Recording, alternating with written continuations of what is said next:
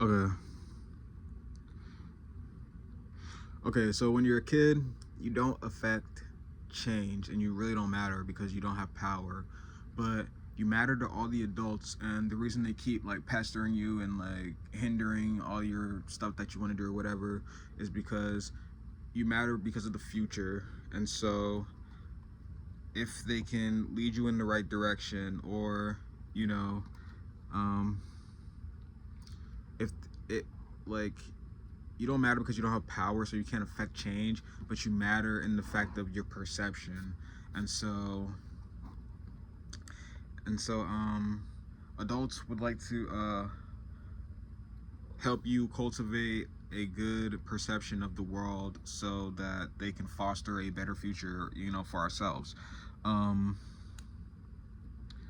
and then once you go from being a kid to like a teenager and stuff like that, when you're a teenager you start like affecting your own change and like figuring out who you are and things like that. It doesn't really matter, still in the grand scheme of the world, but it matters greatly because it matters greatly in your specific world because you're just now figuring out like, what kind of person you're going to be, or like how to, what makes your personality, and like how to take the experiences that you've experienced so far and makeshift them into a livable identity.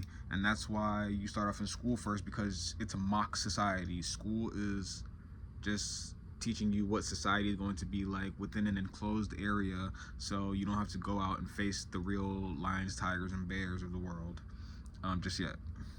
And then you go into your 20s. 20s is when you start to cultivate a little bit of power. So it's not just individualism within your identity. It's actual power able to affect the larger world. And so with this, you start to think independently.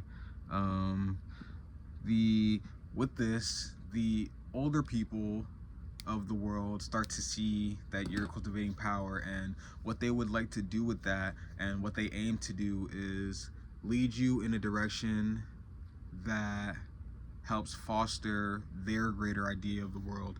And so they'll present to you ideas that, when you're in your 20s, this is when you first start thinking like, okay, I have power, real tangible power. So I can now I'm able to not defect maybe from like old belief systems, but like now I'm able to, not now it's my responsibility rather to cultivate a understanding of the world that's wholly independent and of my own knowledge of the experiences that I've gone through, and of my own knowledge of the world at large, because now I have the power to affect and change the world at large. And so it's my responsibility now, and a great one, to actually be knowledgeable about what I'm talking about, and so I don't end up messing up the world whenever it's time for me to make an important decision that ultimately affects the larger world.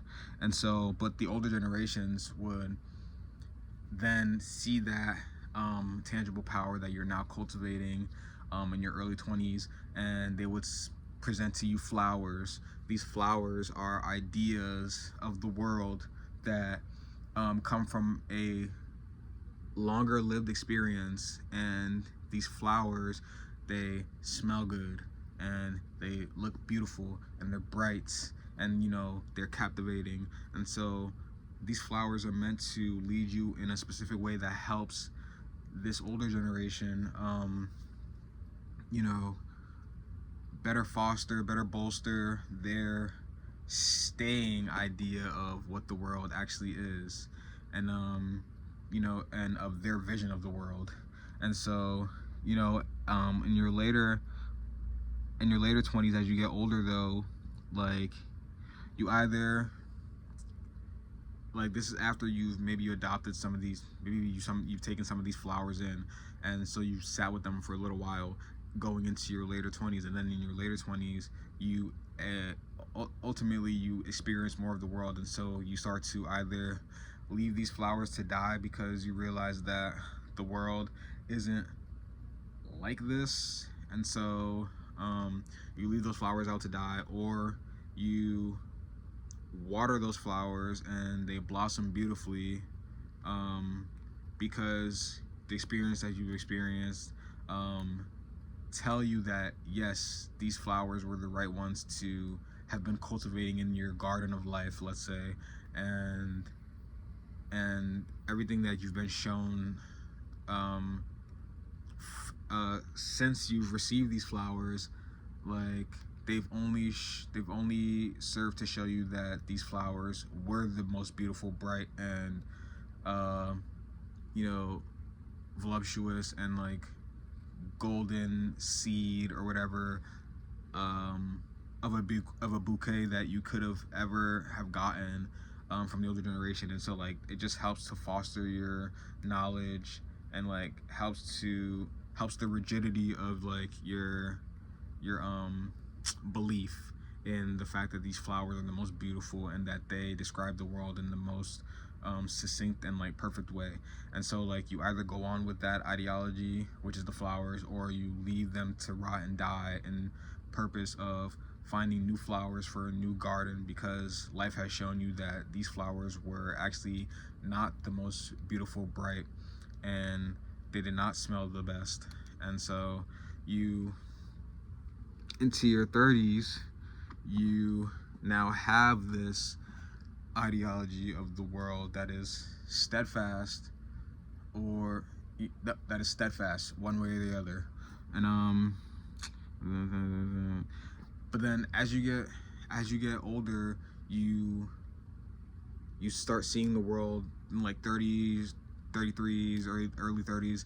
You start seeing the world in systems. So rather than just the bouquet, you start to see the entire garden. And so, you know, you start seeing the world in systems, and you go from a bouquet to seeing the bicycle. Okay, so rather than just seeing this, you start seeing the world in systems, which means that you start to see all these different links in the chain, and you pick which link you think is the most important, that will most help cultivate a beautiful world.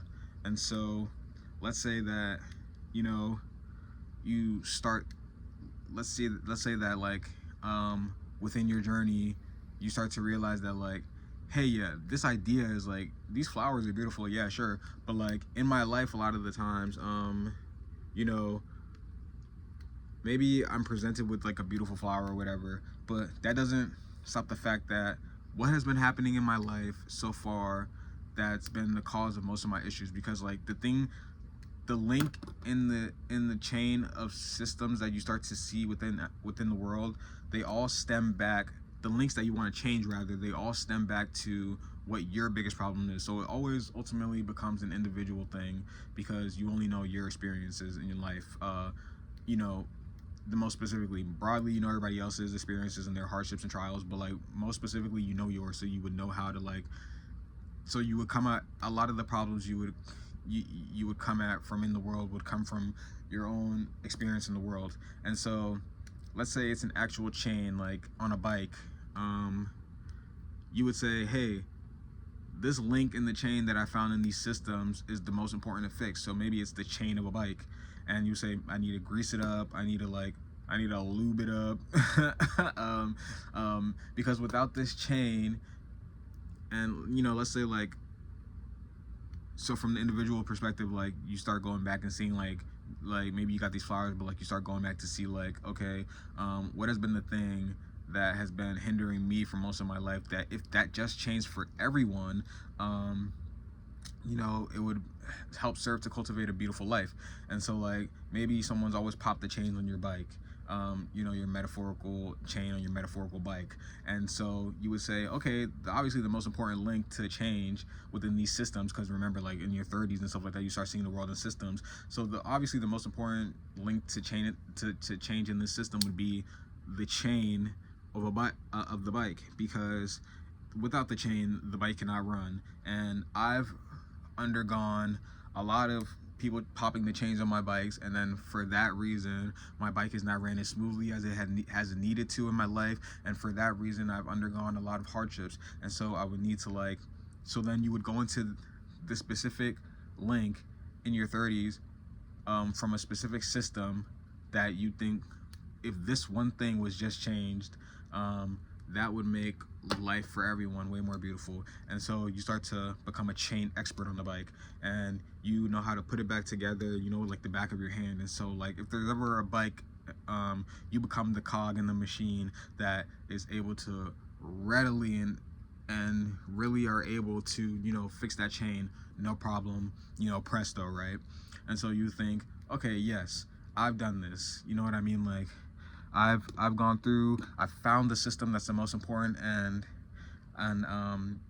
within that system, I've found the thing within that system that is the most important to focus on. And so with this focusing of this, and if everybody would just focus on the chain of the bike and fixing it, then we would have a better world. Okay. And then,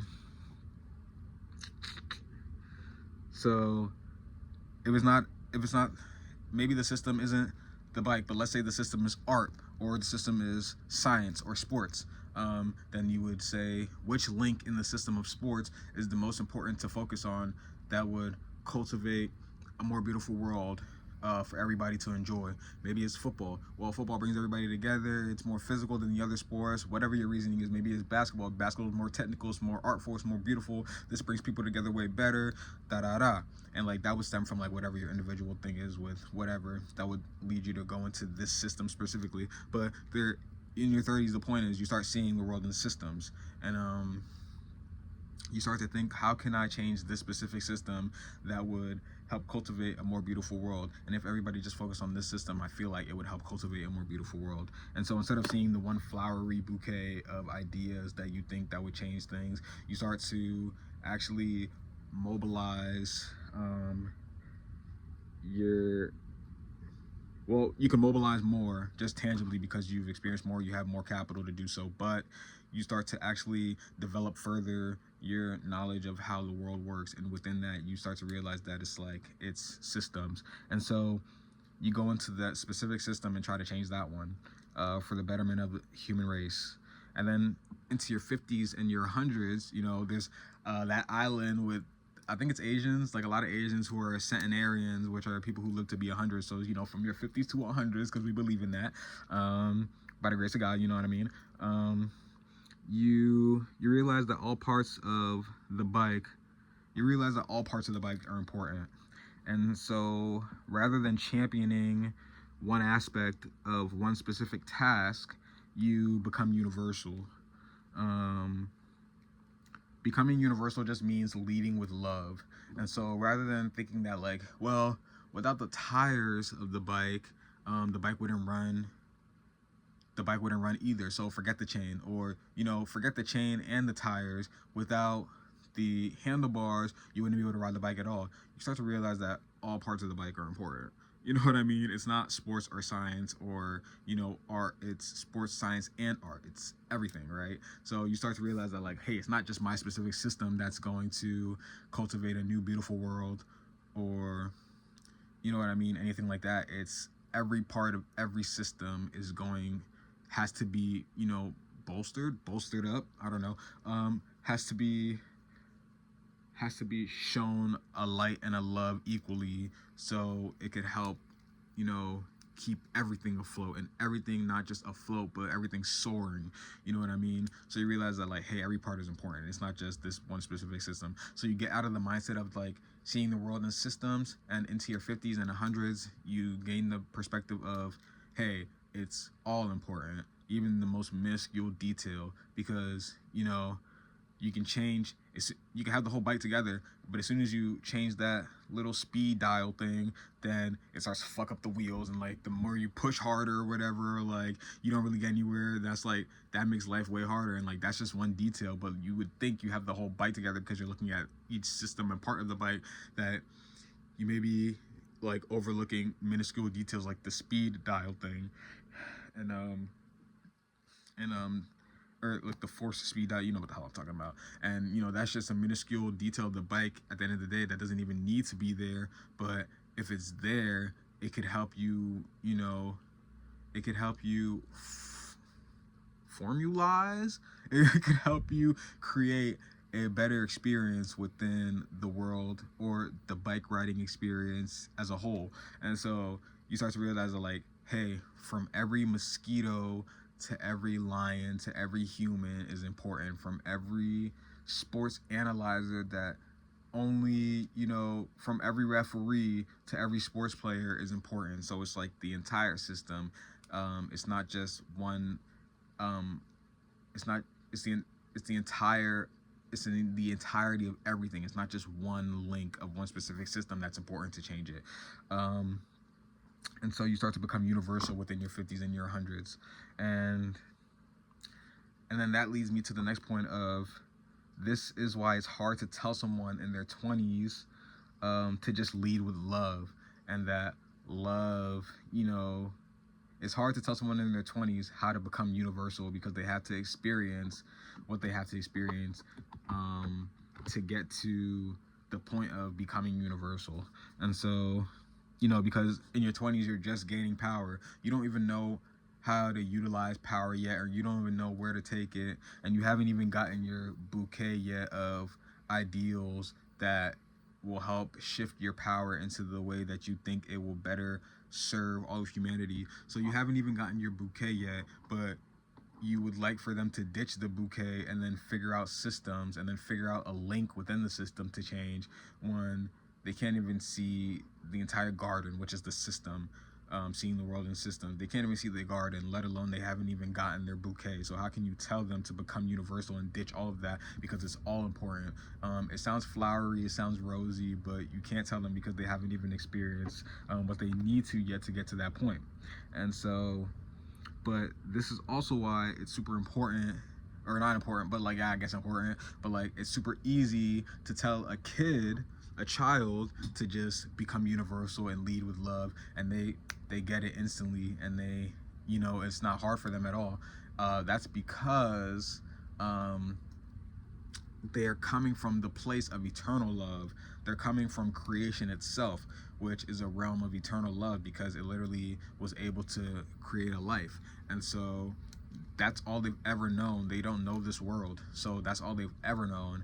And that's what makes it so easy and simple for them to pick up on the fact of, okay, this is what they're all about anyway. So it's super easy to tell a kid just lead with love, and they don't have to be shown how to do it. They just automatically know. And then this leads me to my next point of, then you start to realize why it's so easy for children, or not why it's so easy, but why when you become older, in your older ages of life, this is like 50s to 100s as well, or maybe even 200s, and I mean, like, but as you get older, right, this is why people start reverting back to a childlike mind state as they get older, because once they become universal and realize that every link in the system is important for the cultivation of a beautiful world, and that nothing is minuscule, then that's when they realize that, okay, that's when they start getting back to how they were as a child in their mind, because children come from the great beyond, a place of eternal love.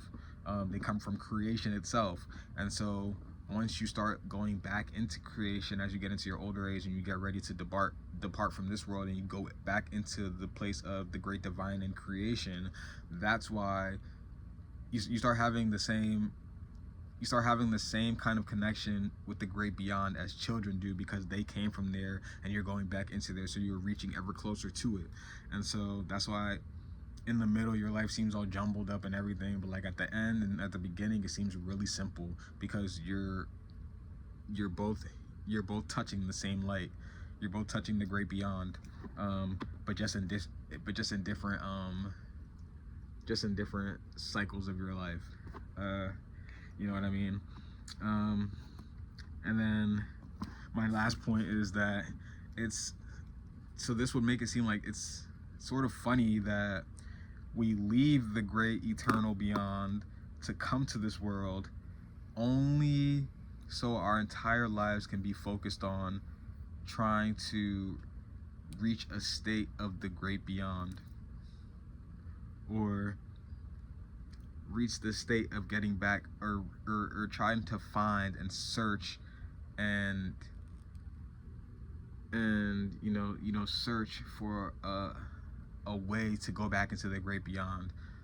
So we leave it to come to this world just to figure out and rip our hair out about how to go back into it, instead of just what we should be doing in this world, which is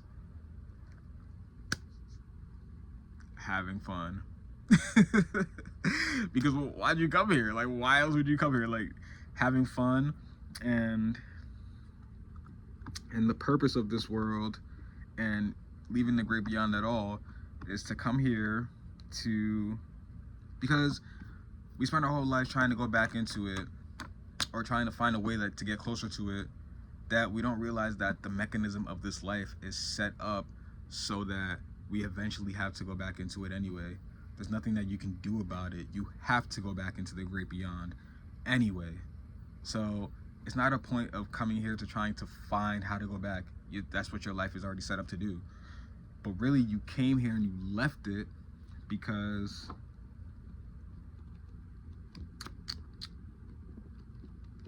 you wanted to experience this world and have fun. So you want to have fun.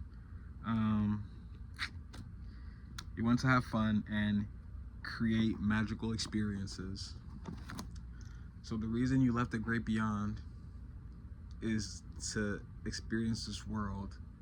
And the reason you wanted to experience this world is to have fun and create magical experiences. And that can only happen if you just let it happen. All right, peace.